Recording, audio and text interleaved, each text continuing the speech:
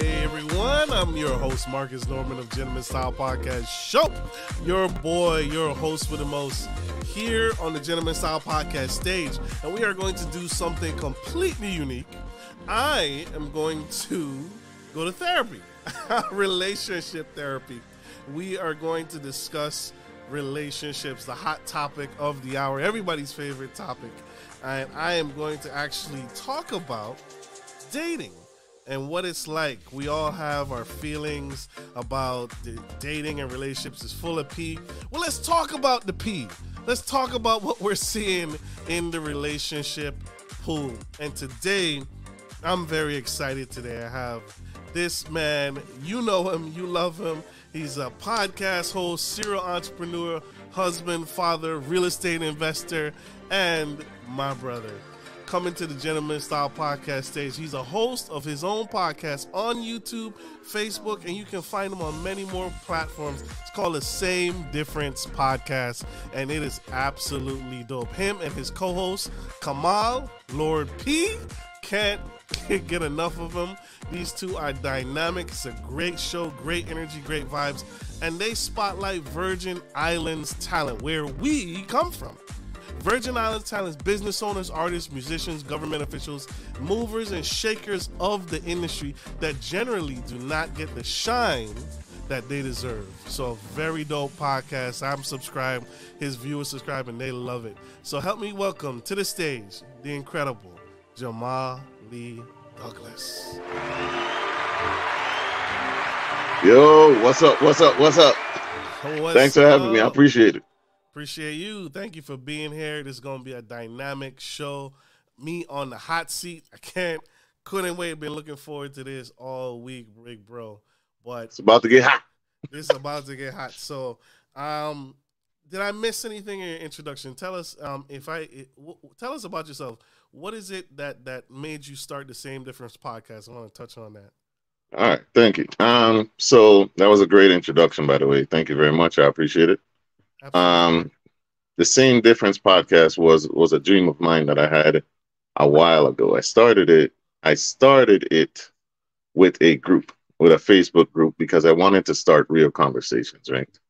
And I feel like everything else can branch off from conversations. So perspectives is a thing that I like to look at things from a deeper perspective and get people's understandings. So maybe we can meet in the middle somewhere, hence the name Same Difference. So I started the group, but my idea, my vision has always been bigger than that, right? I want for it to start with the conversations about how to better where we come from, the Virgin Islands, and then take people, take ideas, and bring it back home to the Virgin Islands so we can make things better for Virgin Islanders, its people.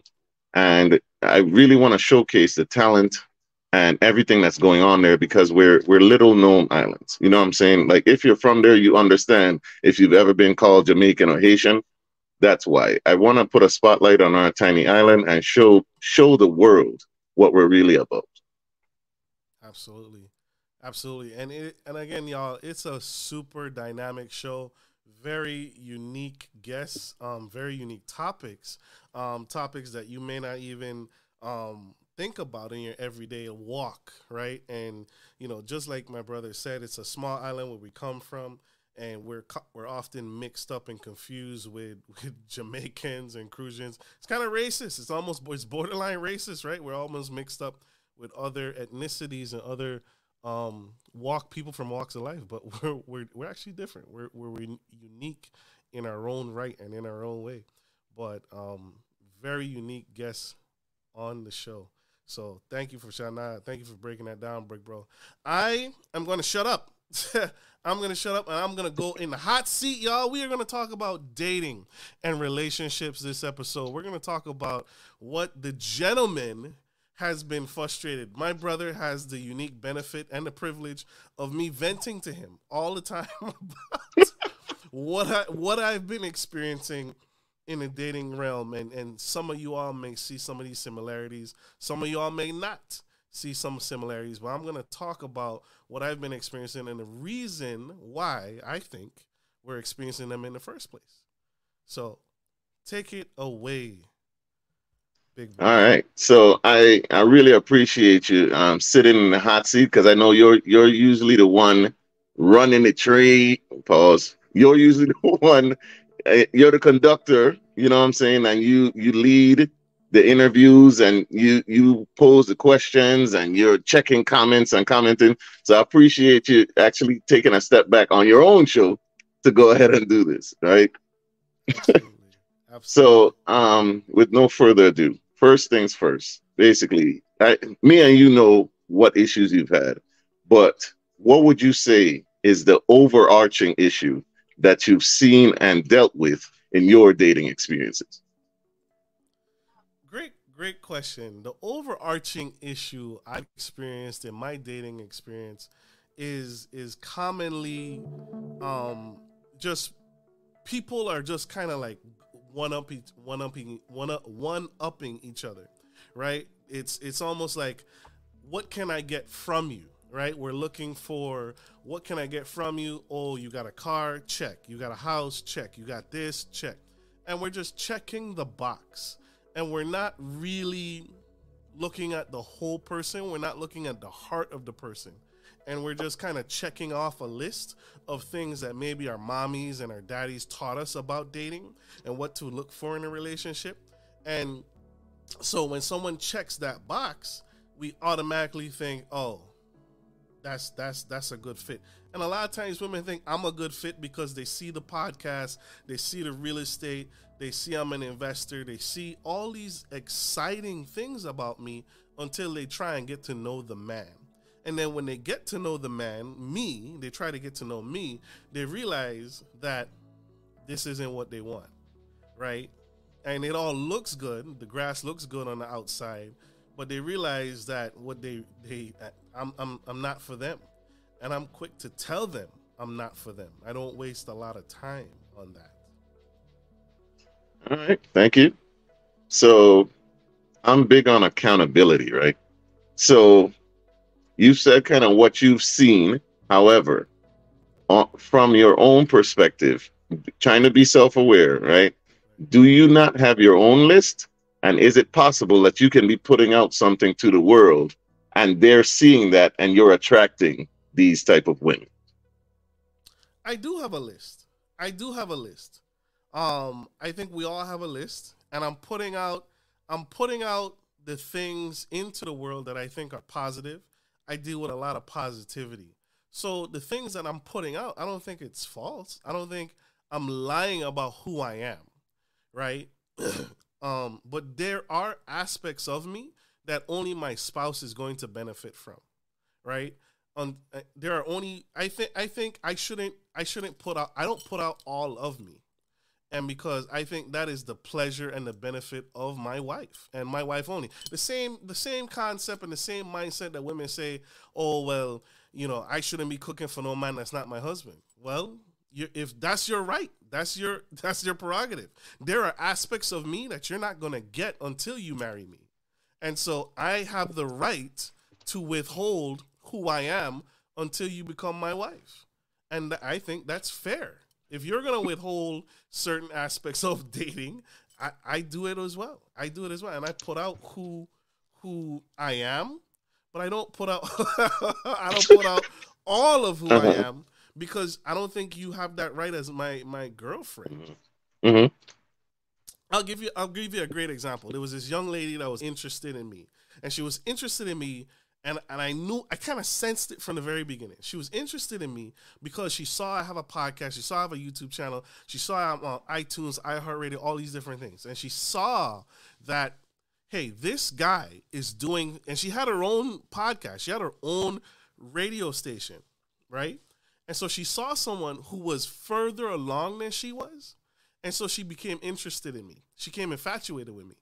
And then along the dating line, the question popped. She asked the question. She's like, hey, I was thinking, you could give me some pointers on my podcast. And I said, sure, absolutely. Here's the link. Here's my price list of me teaching you how to podcast. Right? And she instantly became disconnected from me. Of because she course. was expecting that because she's flirting with me, she's Hmm. loving on me, she's buying me gifts here and there, that all of a sudden I'm just going to relinquish the thing that's reserved for that special someone. So she thought she was just going to get a free, and I think a lot of women do that. I think a lot of women see what someone has, they see what a man has, and they use those feminine charms and those wows Hmm. to get something from him, right? For free. Until you bring up your prices. And then they're completely taken back because they weren't expecting to have to pay for something. But why Okay. not? Why shouldn't you pay? You're not my wife. Why would I give you a skill that I have mastered, and I do very well? Why would I give you that for free just because you sent me a pic? So they got paid to play too. You Okay. got to pay to play. All right. That's what you want, right? Now let's circle back, all right? Because you said it, which I think this is my personal opinion. I am not a professional anything. So this is my personal opinion. I think that the husbandly, wifely duties is a semi-flawed premise. Let me tell you why. Okay. I believe that you should selectively treat people, differently. There should be levels and permissions and accesses granted to certain people, right? So, with that being said, if they're not your wife, when you're going through the dating stage, you're supposed to be like vetting them. So there is things that they should be getting access to and privileges to that any other woman shouldn't.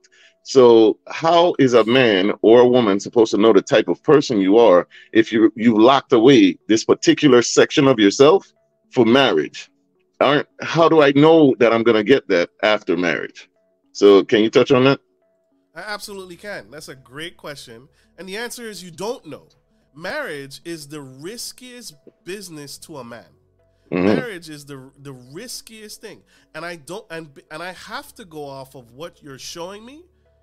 I have to. I can't risk marrying you on the hopes and the premise that you might become what I'm looking for after we get engaged. I have to go off of what you're showing me now. And if you're going to withhold from me, then you're probably not going to make it to the ring. You have to show me what I can expect. People show you exactly who they are, right? Okay. And you hear about it all the time. Women date men who play video games all their lives. The guy Hmm. plays video games. He's an avid Call of Duty. He's on there. He gets off of work. He clock out. He take his clothes off. Sometimes he might not even bathe, and he's on the game. You knew that about him before you got with me. You knew that about me before you got with me. Now you think because we get married and we have kids and we move in together and we start a life together and we start commingling funds and getting joint bank accounts, now you think the game is going to go away? Why would I risk the institution of marriage on a hunch or a belief or a guess that you may become the person I need when I need you?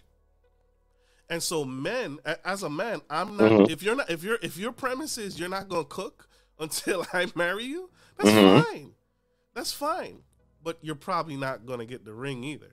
But you don't know if she can, just like You have to you they have to won't know if you're a selfish person or if you spend money if you're not spending any money during this phase. It's a test phase. it is a test phase. Then show me what I can expect. Show me the true you, right? Show me the true you. Show me the real you. If I dated a girl, I dated a pastor's wife. This girl, the entire courtship That told passes me what now? pastor's wife, a pastor's daughter. Sorry. Thank you. Whoops. Yeah, yeah, yeah, yeah. Woo! Woo! All right, yeah, yeah. Go ahead. Um, correction.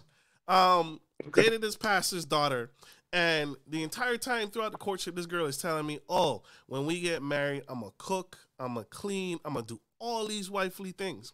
And so I tested that, right? I tested that. So every day I would call her around various times throughout the day. I'll call her in the morning around 9 a.m., 10 a.m. Hey, babe, what you doing? Oh, I'm in bed. Breakfast time. Call her around lunchtime, 12 o'clock, 1 o'clock. Hey, babe, what's going on? Just checking in. Miss you. Was thinking of you. What you doing?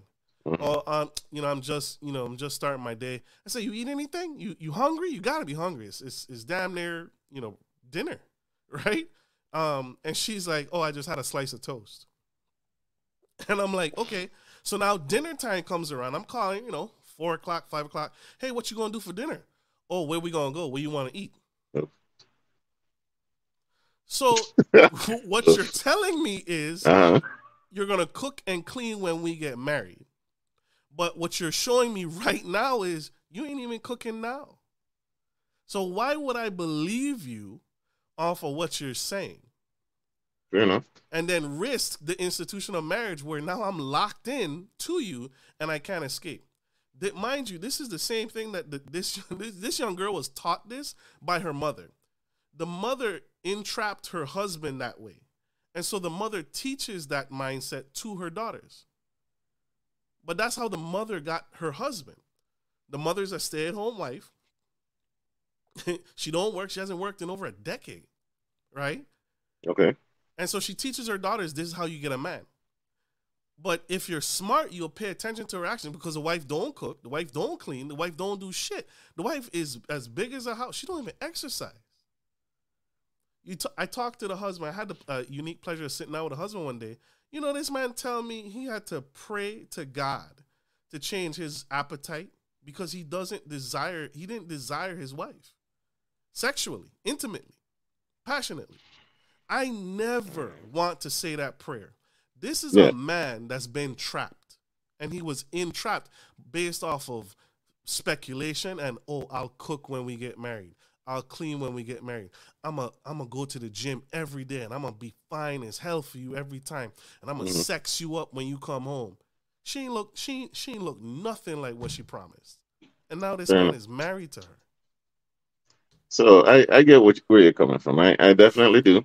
But it does sound like you're offering the same thing. Like when you say you have husbandly and she has wifely, but I digress.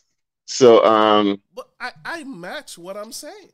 I do the things, right? I'm saying, if I tell you I'm gonna take you out to dinner, I take you out to dinner. Okay. You ask me about cooking, I'm telling you, I tell every girl I did in the beginning of the courtship, I am not a mechanic. If you looking for the man to get under your car and fix shit, that's not me. I'm the guy that pays for shit. Yeah. I'm the dude that pays for stuff. I'm gonna tell you right now. If you looking for the guy that your ice maker ain't working in your fridge, don't call me. I'm not that dude. I'm not even gonna sit there and pretend to be that dude. But I'll call somebody to come fix it. Call somebody to come fix it. Don't call me. What you calling me to do? Okay. I say that early on who I am. I don't mix with. I'm not gonna sit here and pretend and be like, oh babe, when your car break down, call me. Don't call me. I'm the last person you want to call. I'm gonna get there, and then I'm gonna tell you to call who you should have called the first time. Take it to Angie. You wasted time. Okay. What we doing now? We both sitting on the side of the road looking stupid. All right, that's fair enough. Because I don't. There are a lot of expectations in dating. Like, I want this man, and they have an image, but is that really what's going on? Like, if he can fix it or he can pay to get it fixed, does it matter if it's fixed? You know what I'm saying? So that's fine. I get that. Now, let me ask you this. Don't date men that can't fix shit. That's their standard. But we have to keep in mind that in our community, there's been a long history of fathers not being in the homes to teach their sons these things. So we got to compromise some way. You know what I'm saying? So, but hey, if I could pay to fix it, that should be fine. I can't fix everything. Right. You know what I'm saying? If I could, I'd have a business fixing everything and not home. Right. But whatever. I have a $500 sink right now that I paid for. And I told this girl, and she lost her damn mind. She was like, why'd you pay $500 for that sink? Why didn't you just go to Home Depot, buy all the pieces you need, and watch YouTube? Because it would have been wrong. And it might have still been sitting on the ground. It wouldn't have looked right. I'd still have a leak. It wouldn't have looked right. And I have extra pieces. It wouldn't have made sense. Yeah. I'm not that dude. And that's fair, as long as you're presenting that. Oh, I can't be with no man that wastes money. How is that a waste? The faucet works. But then if you tell them something to the effect of like, why don't you do your own hair and nails? That's not a waste though. Son, oh my God. Oh my God. I got a question for you. Hold up. I got a question for you. So Lord have mercy. before you forget what podcast you're on. So so you've been single for a little bit, right? So of course you have some dating stories. Has there been a time where you have felt like you want to get out of this dating scene for real, like you're tired of it? Two, is there something that happened that kind of put you there in that mode, if you did? Um, I was dating a girl. I was dating a young lady. Well, not young. She was older. I have a. If y'all don't know, I have a thing for older women. But I was dating a woman, older woman, and she just kind of lied to me, right? Mm, She had a very leech tendency. She had a leech like tendency. She started befriending people that I was friends with, right? She mm, started like, attaching herself, and then what happened to me in 2023 wait, 2023. in 2022 I lost a contracting gig that I was doing with photography, and the girl promised she would have my back, right? She's telling me, she's like, Marcus, I got you, I love you, I care about you, you're my heart's heart, all of that, the whole night. No, I take it back. 2021, not 2022. 2021. I got you. I got your back. I'm gonna be there to support you. I'm gonna help you get through this thing. The girl. Not only did she lie to me, we were supposed to go into business together. She had a makeshift trucking company. That the current partner she had, stole money from her, lied to her, stole her vehicles from her. And so I said, I will partner with you. I will take over the trucking business and we'll partner together, and I will be honest with you, upfront with you. I'll show you the money and I Mm, will manage these trucks for you. Um, Long story short, she lied about the trucks. She lost the trucks and didn't communicate to me about the trucks. The business failed. She sold the trucks, didn't tell me. And then not only so she lied about the business, she lied about having my back, and then she blocked me, right? She was the one that misrepresented to me yeah, yeah. and then played the victim to me, Wow. right? Um I asked, and I kept harassing her because I'm like, where are the trucks? I need the trucks so I could put the driver in it. I already had a dispatching company ready to take over and give this guy loads, ready to put in the work. And she blocked me. She disappeared on me. Um, Mm, and then I never got compensated. I never got paid for any of this, even though I damn. built up this entire. I had commercials for this trucking company. I had commercials. I had everything, right? I had really built a solid infrastructure out of my own dime. Mind you, I had just lost a major contract, so my income was gone. So I had taken what I had, built this trucking empire for her, and then she disappeared on me. And then I caught COVID. Damn. So that really put a sour taste in my mouth relationship wise. Um, that I almost didn't bounce back from. I really Mm. was gonna go on some really geo bachelor, bachelor type, you know, just Red pill stuff. yeah, Okay. just scorch the world. Mm. I was really gonna just be done with it. But and then the second part to your question was, I think was, what was it? Who hurt me? And then what was the second part? The question was, well, have you ever been in that mode where you want to get out of the dating, and who did it, or what led to it? But I guess you answered both just now. Yeah. So that's what Have you led to healed from that? I have definitely healed from that. I have definitely Okay. healed from that. But it took a lot of time. Um, it took a lot of time. And it was crazy. The person reconnected with me, and it was almost like they didn't even remember they did any of this stuff to them. Damn. I'm saying this stuff to them, and they're like, "Oh, Yeah. I did that to Oh you." I man. said, "Yeah." I mean, you don't remember, Wow. So it was crazy. And to this day, they still try and like connect with me, and I'm like, "No, can't go there with you again. I'll never go there with you again." So And I could hear the pain. You know what I'm saying? I could hear that it bothered you and you went through a lot, and then the COVID, and I knew you'll struggle with that. And for it to be right on top of this, yeah, I'm sorry that happened to you. nah, I appreciate you, man. It's the knight in shining armor thing, man. I had a girl. I was dating another pastor's daughter. Um, He she loved had them past this started. she had well, I'm in the church, right? Yeah, The majority of churches are occupied by women. Most men, yeah, fortunately, unfortunately, don't go to church. It's true. usually women. So when I go visit a church, I'm often the single guy Mm. that's like passed around. Oh, you should meet my daughter. Yeah, now you're prey. Okay. Right? You went to So prey, now you're the so prey. I'm the All right. victim. I'm the victim Yes, here. clearly, clearly. That's why you like cougars, because they attack. I got you.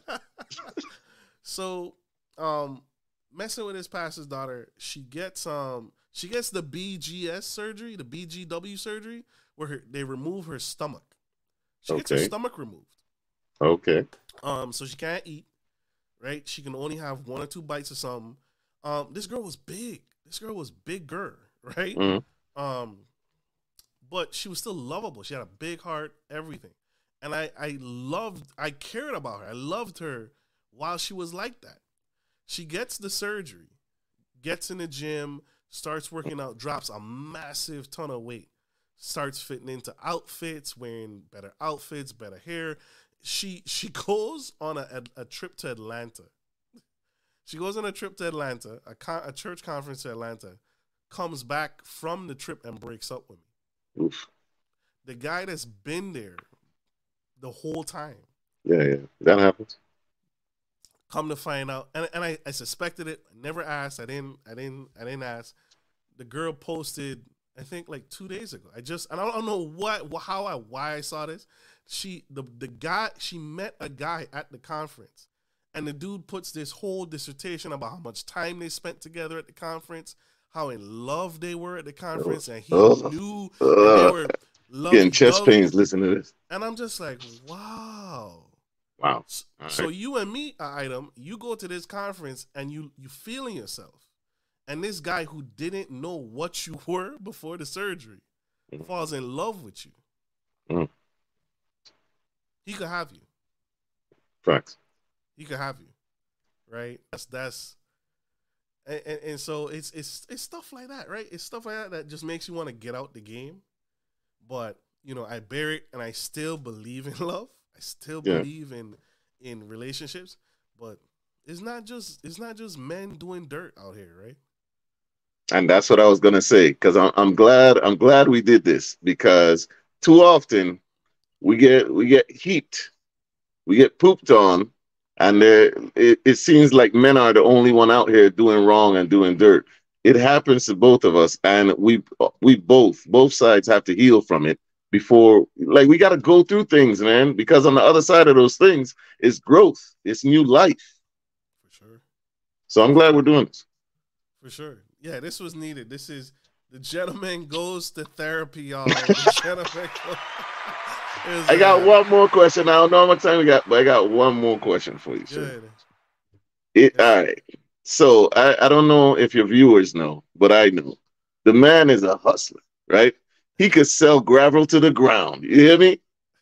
So he goes out, he gets it. And I don't know when he sleeps. He has a podcast. He has CBD business. He's working on this thing with a real estate. He's investing. Listen, the man does a lot. And I'm very proud of him. Proud to call him my brother, right? I don't know when he sleeps or how, but he's still here. But you are a busy man. So could it possibly be that maybe this isn't your season? Maybe now is grind season. Maybe later, when you're a little bit more flexible, have a little bit more time, it may be, that's when you're gonna find her. Is that possible? That is definitely possible, and that is something that I think about often. Mm-hmm. But I say it with caution, right? And I tell anyone that's interested in me with caution. If you decide to leave me now, don't come back later because talk to him. Don't come back later because I won't. So something that's I've been kind of pushing is the thought of prenuptial agreement. There's a negative stigma around the prenup, and so whoever I get with in this season, I'm on the line, right? I'm on the line where a prenuptial agreement is almost mandatory conversation. Okay. And I'm not saying that as a threat. I'm saying Oh, it it's a as brag. it's not a threat because a well done prenuptial agreement is a mutually beneficial thing for both men and women if done correctly. And so I'm not saying it as a threat, but there's a lot of women that are in objection of a prenup. They won't even have the conversation around a Mm-hmm. prenup. As soon as you say it's instantly a turnoff. I'm talking about at least having the conversation around a prenup. And here's why. As I grow, everything that I'm doing, everything that I'm building, the value goes up in time. And so as that value increases, I have an interest in that I Mm-hmm. need to protect. As well as whoever I'm with has an interest. They have things going on before you met me. And so if they don't if they don't meet me now, later on it's not going to get better for you, right? It's not going to be a really easy conversation because let's say let's say you meet me 10 years from now and I'm still single. Yeah. It's I guarantee you the conversation is going to go straight to a prenup. Mm. It's not Can even I it's can not I translate? Can I be the gentleman's translator here? sure. So what he's saying, ladies and gentlemen, is don't break up with him because you'll be broke. He's up. All right. and I oh my god. So I really we've seen examples of this, right? We've seen examples Yeah. in the past couple years Time and of time again. some really bad breakups, some really bad prenuptial agreements, and we've seen some really good prenuptial agreements. Jeff Bezos. What's Jeff Bezos' wife's name? Do you know? I have no idea. Most people don't know because most We people know who don't. she is. She's We know, rich. she's rich. Jeff. That is an example of a very well done prenuptial agreement. Upon their divorce, she becomes the second richest woman Mm, in the world, and nobody knows her name. mm, mm. Nobody knows Facts. you if you know you see her, you can identify her, but you don't know her name. You know her husband because of True. who he was. She's the second richest woman in the world, and nobody knows who the squat she is. That's a well done prenuptial agreement on both parties because Jeff Bezos ain't hurting. That man ain't At broke. all. At He all. hurt. That man is on vacation, living his life wherever. He's In done with space. yeah, In yeah. He's space most he's of the time. moving on to space. Yeah. We also have examples of bad prenuptial agreements with Dr. Dre and his ex-wife. Mm, Right? That's an example of a very bad prenuptial agreement that when she signed it, you can tell that she didn't understand what she was signing, which is why she came back after Dre and came after his namesake, right? Because she tried to come back. She's like, imagine Dre in the height of before Eminem, before Slim Shady Records, before when he's still building, like I'm building, right? And he meets his wife and she signs a prenup for $500,000. Back then, that's a yeah. lot of money. But she didn't account for the fact that Dre is now worth millions. He was a billionaire for a little bit. He was a billionaire for a little bit. But she didn't that's now that she activates the prenup. She activates the prenup and Dre is like, "Okay, you signed this. Here's your 500. Well, aren't you worth $1 million? Yeah, but you signed it in when I was building. Well, I need more. I need more. No, you can't ask for more. You signed it. That's an example of a very poorly done prenuptial agreement. And so I say all of that to say that prenups can be a good thing if done correctly. Whoever meets me, you need to be ready to have that conversation because that's where I am in my life. Mm, there it is. I'll have no more questions. I think you did it. I think you nailed it right there. Thank you, sir. Thank you, sir. There's been a lot of just back and forth with relationships and dating and we're not doing it well. I'm gonna say that my brother knows this. I'm a firm believer in reciprocity, right? I think the most powerful thing when it comes to relationship and connection and connecting with somebody is when you have two people who go into a relationship not wondering what can I get from this person, but what can I give. I always ask the question every Valentine's. I say, ladies, when's the last time you got flowers? And all the ladies come flocking to it, the post, and they're like, oh, I haven't received flowers in years. I can't remember the last time I got flowers. I haven't received flowers in months. And then I always pose the question, how many flowers did you give away? How many flowers did you give? You can't sit there with your arms crossed and your legs crossed, sitting there wondering why you haven't got your flowers.